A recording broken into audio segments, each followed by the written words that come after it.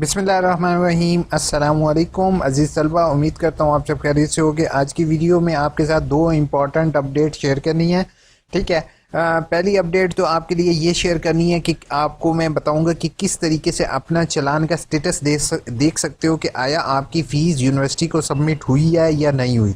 ठीक है, जैसे कि मैंने आप लोगों को पहले भी आगाह किया था कि यूनिवर्सिटी तक एक इन्फॉर्मेशन प्रोवाइड की थी कि आपका जो फ़ीस स्टेटस था उसको अपडेट किया जाए। अगर आप मेरी प्रीवियस एक साल पहले की वीडियोस देख लो एडमिशन से रिलेटेड, तो मैंने आप लोगों को पहले ही बता दिया था कि इंशाल्लाह यूनिवर्सिटी आप लोगों के लिए ये कोशिश करेगी कि आप लोग फीस का स्टेटस ऑनलाइन ही चेक कर सको, जैसे एनटीएस की वेबसाइट पर होता है। तो हमने देखना है कि आया आपने जैज़ कैश के ज़रिए या बैंक अकाउंट के ज़रिए फ़ीस पे की है, तो वो यूनिवर्सिटी के पास फ़ीस पहुंची है या नहीं पहुंची।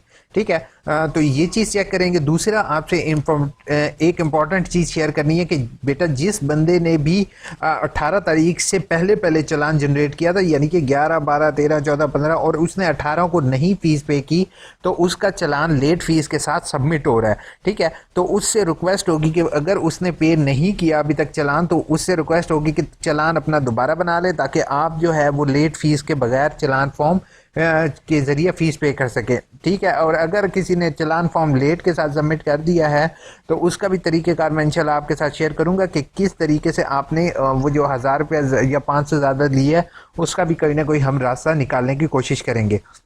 लेकिन अगर अभी तक किसी ने जो है वो चालान फॉर्म पहले से जनरेट किया हुआ था और अब अगर लेट फ़ीस के साथ सबमिट हो चुका है उसका, तो परेशान होने की बात नहीं है, ऐसा कोई भी नहीं है, इशू नहीं है। ठीक है, पहली चीज़ मैं आपको हमेशा कहता हूँ कि मेरे चैनल AIOU इन्फो को सब्सक्राइब किए बगैर नहीं जाओगे और साथ बेल का आइकन प्रेस करना नहीं भूलोगे। ठीक है, सबसे पहले आपने अपना अकाउंट लॉगिन करना है, कैंडिडेट कोर्स रजिस्ट्रेशन पर क्लिक करना है। ठीक है, कोर्स रजिस्ट्रेशन पर क्लिक करने के बाद आपका दूसरा काम क्या होगा, आपके सामने इस तरीके की विंडो आ जाएगी। तो आपने क्लिक करना होगा, जैसे यहाँ पर डेट वगैरह लिखी हुई आ रही है, व्यू सबमिटेड रिक्वेस्ट, यानी कि व्यू सबमिटेड रिक्वेस्ट पर क्लिक करोगे। Now you can see the submitted status के आपने जो चालान चालान अपना जनरेट किया था वो यूनिवर्सिटी को सबमिट हो गया है। ठीक है, और फ़ी का स्टेटस जो अगर आपने फ़ीस भर चुके हो जैज़ कैश के ज़रिए, तो ऑटोमेटिकली यहाँ पर पेड लिखा हुआ आ रहा है। ठीक है, पहले ये पेड लिखा हुआ नहीं आ रहा था, अब उन्होंने सिस्टम अपडेट किया है, तो यहाँ पर आपका इजीली पेड लिखा हुआ आ रहा है। इसको आप लोग देख लोगे, और अल्लाह ना करे अगर किसी स्टूडेंट का पेड लिखा हुआ नहीं आ रहा, तो वो मुझे इनबॉक्स में कांटेक्ट करेगा ताकि उसका जो है वह इशू सॉर्ट आउट कर सकूं। अब पेड ना होने की वजह से आपने अगर पेड किया हुआ है तो और यहाँ पर पेड का स्टेटस नहीं आ रहा, तो इसका मतलब यही है कि आपका एडमिशन अभी कंफर्म नहीं हुआ। ठीक है, और ना फ्यूचर में होगा, तो बेहतर ये होगा कि अपनी ट्रांजैक्शन आईडी नंबर के थ्रू आप जो है उसको चेक कर लें। ठीक है, और अपने जो जिसके ज़रिए आपने फ़ीस पे किया उसकी हेल्पलाइन, जैसे 444 जैस की हेल्पलाइन है, बैंक की बैंक किससे कांटेक्ट कीजिए। ठीक है, बैंक से स्क्रॉल ले लीजिए ताकि जो है वो आपके पास प्रूफ हो कि आया आपने फ़ीस सबमिट कर दी है। ठीक है, बाकी जैसे जैसे कोई भी यूनिवर्सिटी की अपडेट आएगी तो AIOU इन्फो आपको सबसे पहले यूनिवर्सिटीज़ की अपडेट प्रोवाइड करेगा। और थैंक यू सो मच मेरी वीडियोस देखने के लिए, चैनल को सब्सक्राइब करने के लिए। अपने दोस्तों तक ये न्यूज़ ज़रूर शेयर करो। एनटीएस सोर्स ऑब्जेक्शन AIU कैसे रिमूव करें? NTS source objection I don't know ये क्यों आपको आ रहा है, जबकि यूनिवर्सिटी के लिए एनटीएस रिक्वायर नहीं है। ठीक है, रिमशा, तो आपसे मेरी रिक्वेस्ट होगी मेल पर कांटेक्ट कीजिए और अपनी डिटेल बताओ भाई, मैं देखता हूँ अगर कुछ हो सके। MSc पाकिस्तान स्टडी 22 से स्टार्ट हुई थी, बट मुझे नहीं पता लगा अटेंड करूँ, सो प्लीज़ बता दें कि री वर्कशॉप तो नहीं आएगा। री वर्कशॉप अगर 22 से स्टार्ट है और आपने वर्कशॉप नहीं ली तो ज़रूर री वर्कशॉप आएगा। सर पासवर्ड इनवैलिड आ रहा है, प्लीज़ मुझे फ़ौरन तारीख कॉन्टैक्ट करो आज ही आप AIUUinfo@gmail.com पर, और पहली कमेंट में मेरे ईमेल आईडी भी मेंशन होगी।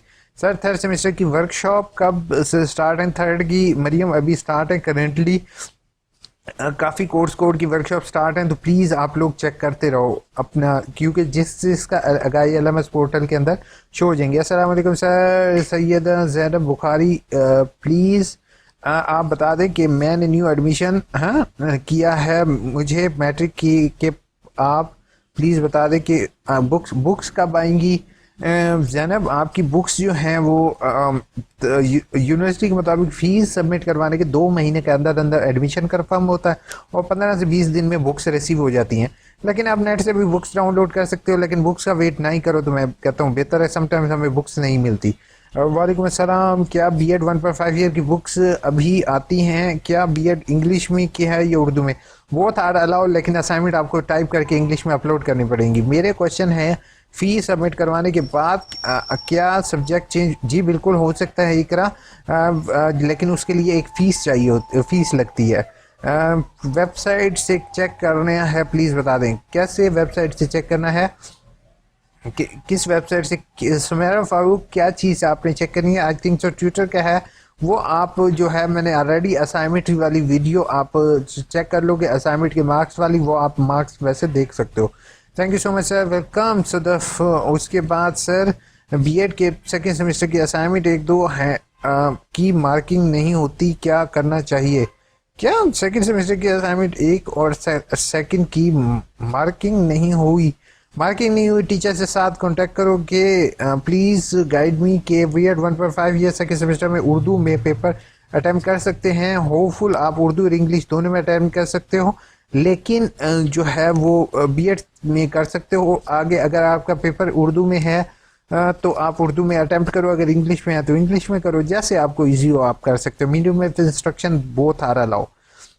होपफुल वीडियो अच्छी लगी होगी। अब एक यूनिक वाले की कमेंट रह गई, फिर इसने कहना है सेम इशू आपने बिल्कुल, मैंने आप लोगों का इशू यूनिवर्सिटी तक पहुंचाया। प्लीज़ ये वीडियो को जितने जल्दी हो सके शेयर कर दो, क्योंकि अगर आप लोग ये शेयर करोगे हो सकता है किसी बेचारे की लेट फीस, गरीब बच्चे की लेट फीस जो है वो से बच सके। ठीक है, वीडियो अच्छी लगे चैनल को सब्सक्राइब किए बगैर नहीं जाओगे, अपने दोस्तों के साथ ज़रूर शेयर करोगे। अगर फीस स्टेटस जो है वो पेंडिंग में आ रहा है तो उससे मेरी हम्बल रिक्वेस्ट होगी कि आपने सबसे पहले बैंक से कांटेक्ट कीजिए।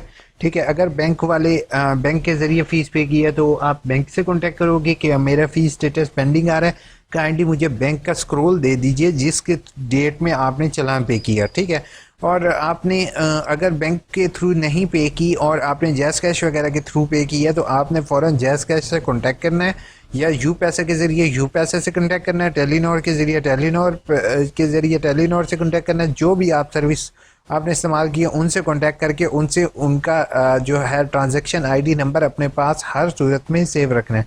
उम्मीद है ये जो है वो अपडेटेड सिस्टम है, इसके लिए परेशानी होने की बात नहीं है। उम्मीद यही है कि सारे बच्चों का एक्यूरेट होगा।